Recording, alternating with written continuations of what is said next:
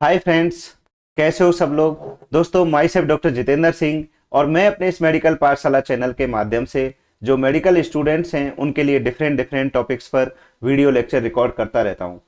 दोस्तों, इसी सीरीज में हम डायबिटीज से रिलेटेड सीरीज में वीडियो लेक्चर्स रिकॉर्ड कर रहे हैं। तो आज जो हम वीडियो लेक्चर रिकॉर्ड करेंगे that is initial management of diabetes.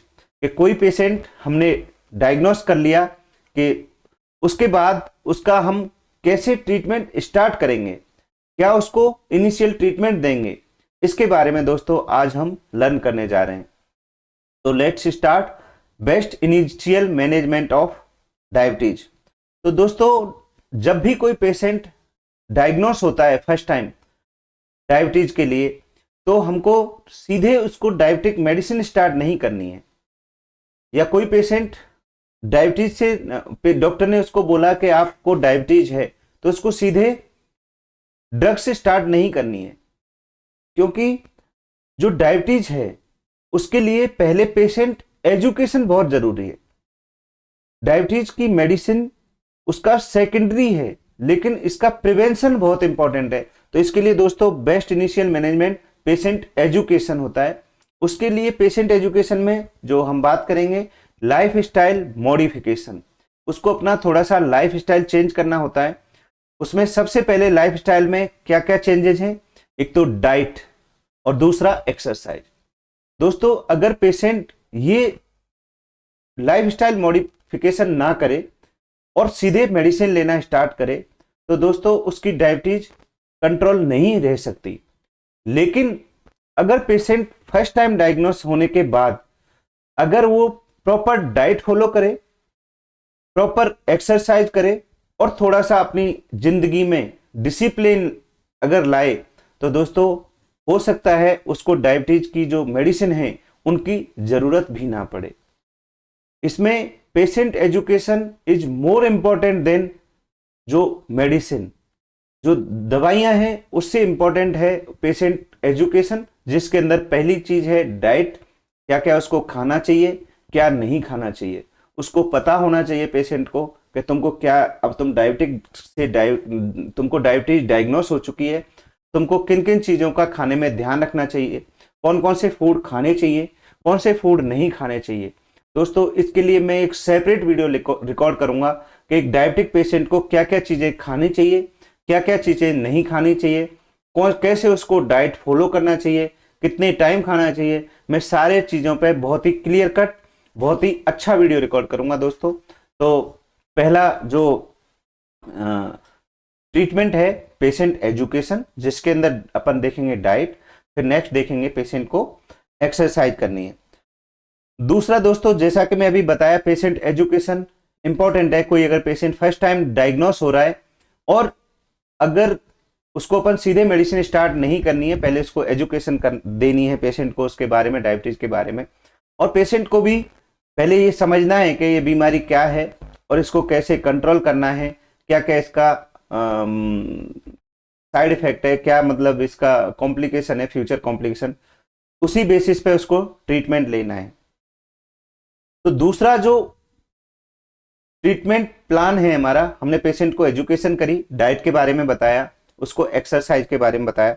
तीसरा जो सबसे इंपॉर्टेंट बात है दोस्तों, दैट इज वेट लॉस।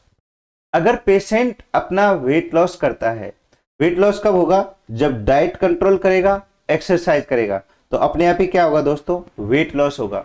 अगर weight loss can control diabetes without any drug in 25 to 30% patient, मतलब जितने डायबिटीज से पेशेंट डायग्नोस हुए उनमें से 25 to 30% पेशेंट को केवल अपन ने पेशेंट एजुकेशन से ठीक कर सकते हैं। तो सेम पेशेंट के लिए भी ये चीज समझनी चाहिए। अगर मान लो मैं डायग्नोस हो गया कि मुझे डायबिटीज पे, डॉक्टर ने बता दिया कि सर आपको डायबिटीज है, तो आपको सीधे मेडिसिन पे नहीं जाना है। आपको खुद को समझना है, अपनी लाइफ में थोड़ा सा डिसिप्लिन लाना है और डाइट, प्रॉपर डाइट फॉलो करनी है, एक्सरसाइज करनी है।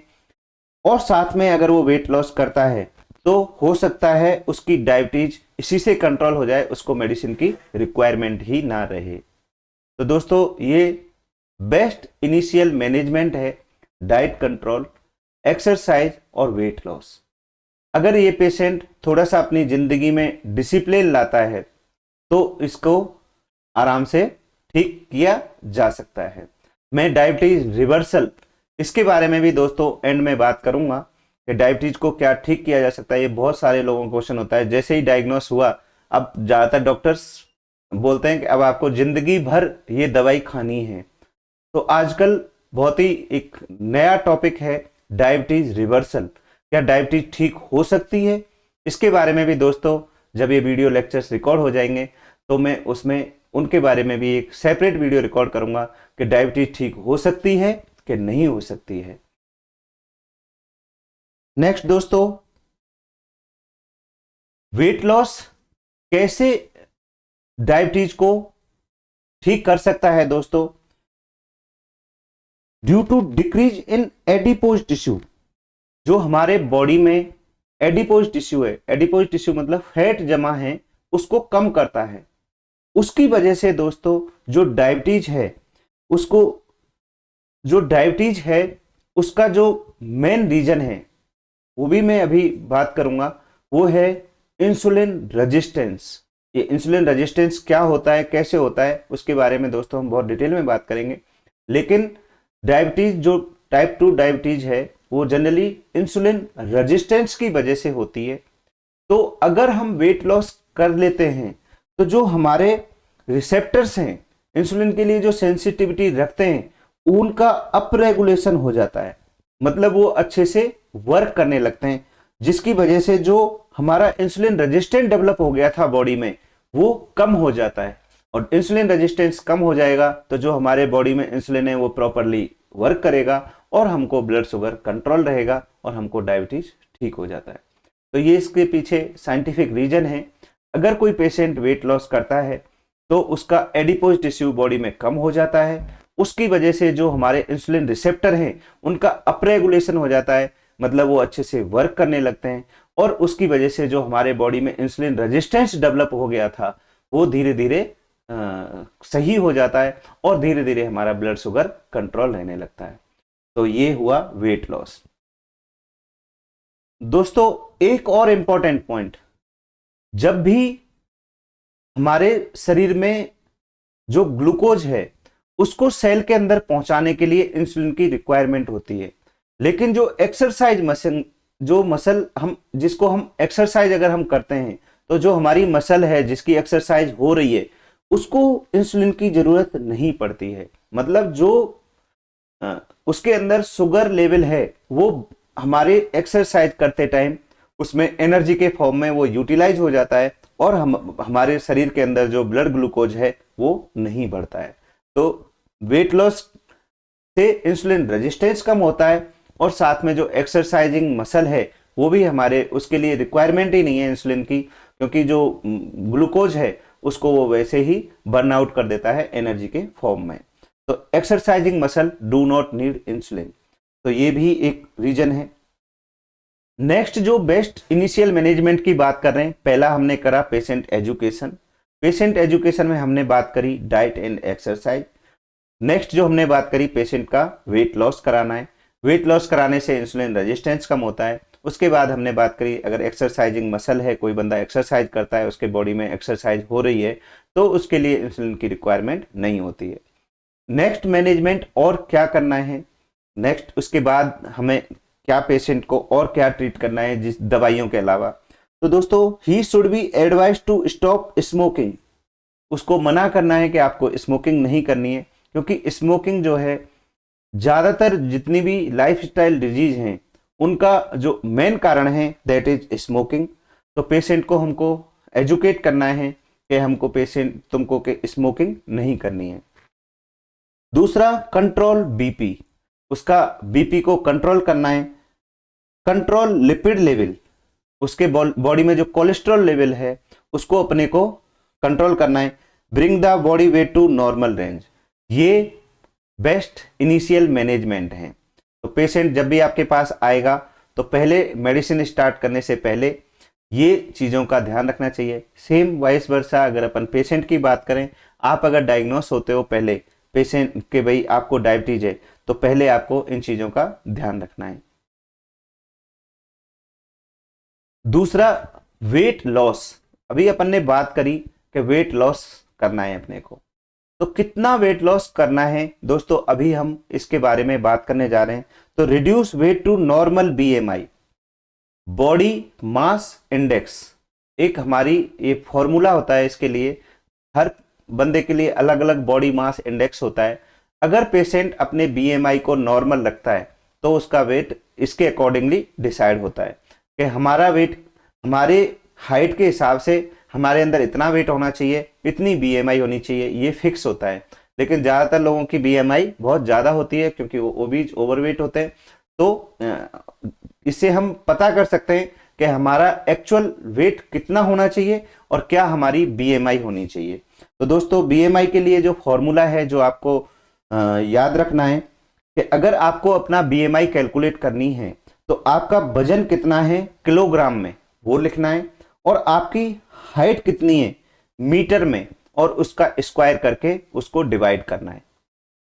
दोस्तों फिर से समझिए, अगर आपको अपनी बीएमआई कैलकुलेट करनी है तो सबसे पहले आपका वजन कितना है किलोग्राम में उसको लिखना है, फिर आपकी हाइट कितनी है उसको मीटर में लिखना है और इसका स्क्वायर करना है और फिर उसको डिवाइड करना है।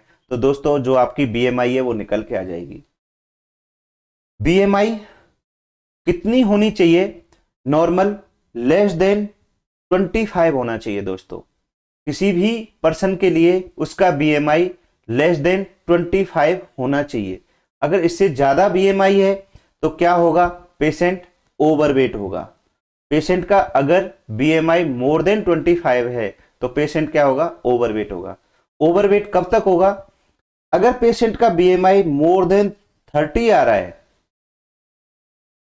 तो पेशेंट ओवरवेट नहीं है, वो फिर ओबीज है, जिसको अपन बोले मोटा है वो, ठीक है। उसके बाद अगर पेशेंट का बीएमआई मोर देन 35 आ रहा है, अगर पेशेंट का बीएमआई मोर देन 35 आ रहा है तो दोस्तों वो मॉर्बिड ओबेसिटी है। पेशेंट को बहुत ज्यादा मोटापा है जिसकी वजह से उसको बहुत ज्यादा कॉम्प्लिकेशन आने वाले हैं या आ चुके होंगे, तो इसको अपन बोलते हैं मॉर्बिड ओबेसिटी। मॉर्बिड ओबेसिटी मतलब उसको बहुत ज्यादा साथ में कॉम्प्लिकेशन होने वाले हैं या होंगे इन फ्यूचर। तो ये है बीएमआई। सबसे पहले अपन ने बीएमआई कैलकुलेट करनी है कि मेरा वेट कितना है किलोग्राम में, फिर मेरी हाइट कितनी है मीटर में, और इसका स्क्वायर रूट करके उसके वेट में डिवाइड करना है। जो बीएमआई आएगी तो आपकी नॉर्मल बीआई लेस देन 25 होनी चाहिए। अगर आप लेस देन 20 मोर देन 25 है तो आप मान के चलो आप ओवरवेट हैं। अगर बीएमआई आपकी 30 है मोर देन तो ओबीज हैं, और मोर देन 35 है तो आप मान के चलिए आपको बहुत सारे कॉम्प्लिकेशन होने वाले हैं। तो दोस्तों एक बेसिक फॉर्मूला ये भी है, अगर आपका आइडियल वेट कैलकुलेट करना है तो जो आपकी हाइट है सेंटीमीटर में, तो उसमें से 100 माइनस कर दीजिए तो उसका जो वेट है वो केजी में अप्रोक्स वेट आता है, ±5 बोलते हैं। जैसे अगर मान लो आपकी हाइट 175 सेंटीमीटर है, इसमें से 100 घटाओ तो आपका जो वेट है 75 किलोग्राम होना चाहिए। अगर किसी की हाइट 165 है तो उसका वेट 65 केजी होना चाहिए। हाइट अगर किसी की 150 है तो उसका 50 किलो वजन होना चाहिए। इसमें ±5 दोस्तों हो सकता है। ये एक एवरेज वेट है, लेकिन वेट से ज़्यादा इंपॉर्टेंट बीएमआई है। हमको अपनी बीएमआई कैलकुलेट करनी है और उसके अकॉर्डिंग अपना वेट रखना है अपने को। तो दोस्तों जो नेक्स्ट हम बात कर रहे थे initial management of diabetic patient, तो हमने पहला पेशेंट एजुकेशन के बारे में बात किया, फिर उसके बाद उसमें एजुकेशन में हमने उसकी डाइट के बारे में बात किया, एक्सरसाइज के बारे में बात किया, फिर वेट लॉस के बारे में बात किया, और वेट कैसे अपने को रखना है कि मेरा आइडियल वेट क्या है, बीएमआई के अकॉर्डिंग रखना है। अपनी बीएमआई नॉर्मल होनी चाहिए, लेस देन 25 होनी चाहिए। कैसे कैलकुलेट करते हैं वो सीख लिया। अब हम बात करेंगे avoid food of high glycemic index. दोस्तों ये खुद ही एक बहुत बड़ा टॉपिक है। इसके लिए मैं क्या खाना चाहिए क्या नहीं खाना चाहिए वो इसी के अकॉर्डिंग डिसाइड होता है। ग्लाइसेमिक इंडेक्स, एक हर फूड का एक ग्लाइसेमिक इंडेक्स होता है कि ये वाला खाना हमारे बॉडी में जाने के बाद कितना ब्लड ग्लूकोज लेवल बढ़ाता है, वो इसका ग्लाइसीमिक इंडेक्स से ही डिसाइड होता है। तो मैं इसका एक चार्ट बना के आपको दूंगा, अगर आप इसको फॉलो करेंगे तो मैं डेफिनेटली बोलता हूँ कि आप डायबिटीज को बहुत अच्छे से कंट्रोल कर पाएंगे। तो इसके लिए अपन सेपरेट वीडियो बनाएंगे। तो avoid food of high, height नहीं है ये, हाई है ये, हाई ग्लाइसीमिक इंडेक्स। नेक्स्ट दोस्तों, थैंक यू। मैंने काफ़ी अच्छे से इस वीडियो में आपको समझाने की कोशिश की। Thank you for watching this video. अगर आपको मेरा ये वीडियो अच्छा लगा तो प्लीज़ मेरे चैनल को लाइक करें, सब्सक्राइब करें, और आगे मैं जो वीडियो लेक्चर रिकॉर्ड करूंगा उनको भी प्लीज़ देखें। Thank you.